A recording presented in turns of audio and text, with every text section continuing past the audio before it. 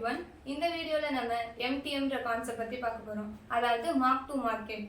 ஃபியூச்சர்ஸை வாங்கும்போது விற்கும்போதும் இந்த MTMன்ற concept apply ஆகும். ஃபார் எக்ஸாம்பிள் இப்போ விப்ரோவோட ஷேர் 2000 இருக்கும்போது நீங்க வாங்கியிருக்கீங்க.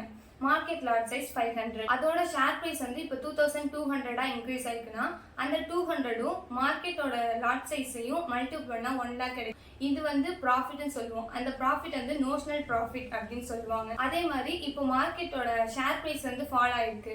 இப்போ 1900 ஃபால் ஆயிருக்கு அப்படின்னு சொன்னா இந்த 100ஐயும் மார்க்கெட் லாட் சைஸையும் மல்டிபிள் பண்ணா நமக்கு 50,000 கிடைக்கும்.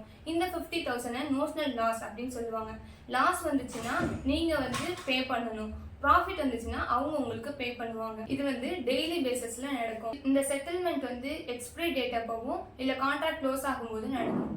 மேலும் மேலும் புது புது கான்செப்ட்களை தெரிஞ்சுக்கிறதுக்கு எங்க ஏ குரூப் சேனலை சப்ஸ்கிரைப் பண்ணுங்க, லைக் பண்ணுங்க, ஷேர் பண்ணுங்க. தேங்க்யூ.